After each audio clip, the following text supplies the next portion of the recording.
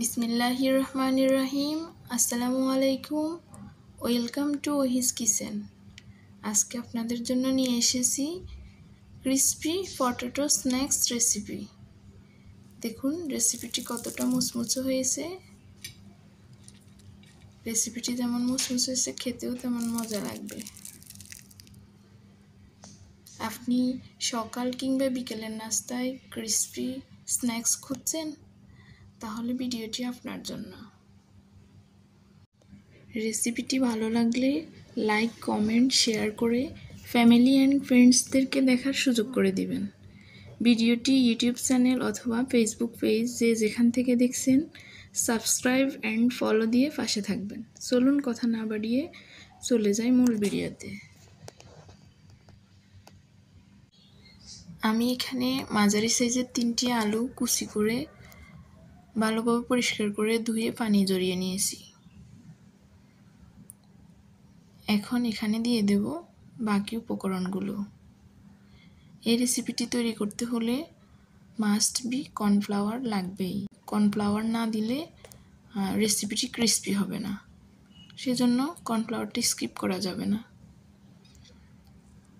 দিয়ে দিচ্ছি এখানে হাফ কাপ ময়দা, 1 টেবিল চামচ কর্নফ্লাওয়ার, 1.5 টেবিল চামচ লাল মরিচের গুঁড়া, হাফ চা চামচ ধনিয়ার গুঁড়া, আর দিয়ে দেব স্বাদ মতো লবণ। সবগুলো উপকরণ দিয়ে দেওয়া হয়ে গেছে। এখন শুকনো হাতে এগুলা মিক্স করে নেব।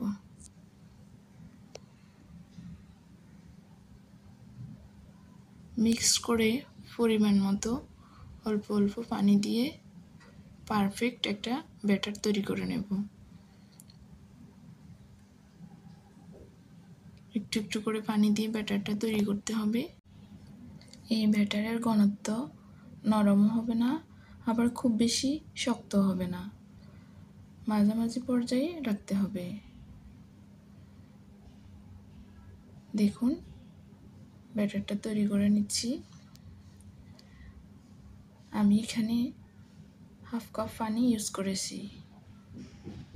আপনারাও এভাবে ব্যাটারটা তৈরি করে নেবেন, তাহলে রেসিপিটি পারফেক্ট হবে। ব্যাটারটা তৈরি করার 2 মিনিট পর আলুগুলো নেতিয়ে যাবে। এরপর আমি একটি একটি করে স্ন্যাক্স ভেজে নেব।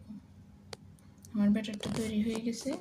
এখন চুলায় একটা প্যান বসিয়ে পরিমাণ মতো তেল দিয়ে নেব। এখানে আমি রেগুলার রান্নার তেল নিয়েছি প্রায় 300 গ্রামের মতো। তেলটা ভালোভাবে গরম হওয়ার জন্য অপেক্ষা করব। তেলটা গরম হয়ে গেলে স্ন্যাক্সগুলো একটি একটি করে তেলের মধ্যে দিয়ে দিতে হবে। আমার তেলটা গরম হয়ে আসছে। এখন আমি গরম তেলের মধ্যে স্ন্যাক্সগুলো দিয়ে দেব। আমি এভাবে করে প্রত্যেকটা স্ন্যাক্স দিয়ে দেব। স্ন্যাক্স দিয়ে দেওয়া হয়ে গেলে অপেক্ষা করব স্ন্যাক্সগুলোর উপরে ব্রাউন কালার আসা পর্যন্ত। স্ন্যাক্সগুলোর উপরে ব্রাউন কালার চলে আসলে তখন বুঝবেন যে স্ন্যাক্সগুলোর ওপিট হয়ে গেছে। স্ন্যাক্সগুলোর ওপিট হয়ে গেলে উল্টে দিতে হবে। আমি অপেক্ষা করতেছি স্ন্যাক্সগুলোর ওপিট হওয়া পর্যন্ত। স্ন্যাক্সগুলোর ওপিট হয়ে আসছে। দেখুন স্ন্যাক্সগুলোর উপরের অংশ ব্রাউন কালার হয়ে আসছে। এখন স্ন্যাক্সগুলো উল্টে দেব। একটি একটি করে প্রত্যেকটি স্ন্যাক্স উল্টে নেব। স্ন্যাক্সগুলো উল্টিয়ে অপেক্ষা করব ওপিট হওয়ার পর্যন্ত। স্ন্যাক্সগুলোর এপিট ওপিট হয়ে গেলে উপরের অংশে লালচে ভাব চলে আসবে, তখন বুঝে নেবেন স্ন্যাক্সগুলো পুরোপুরি হয়ে গেছে। স্ন্যাক্সগুলোর উপরের অংশ লালচে ভাব আসলে তখন একটা চাকনির সাহায্যে স্ন্যাক্সগুলো উঠিয়ে নিতে হবে।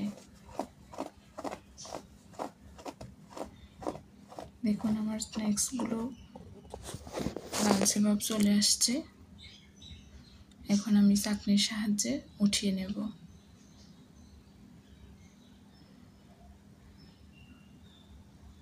তেলটা জড়িয়ে নেব,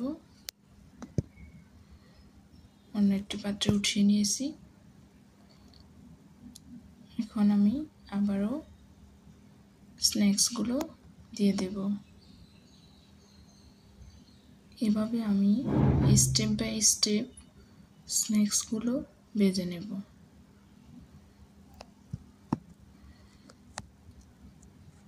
স্ন্যাক্সগুলো দেওয়া হয়ে গেছে,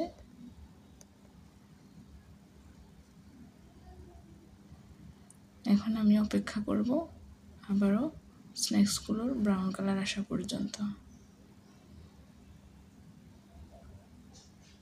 স্ন্যাক্সগুলো উল্টে দেব।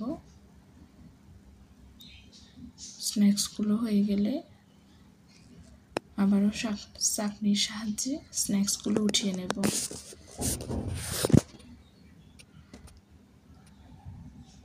স্ন্যাক্সগুলো হয়ে গেছে, এখন আমি স্ন্যাক্সগুলো উঠিয়ে নেব।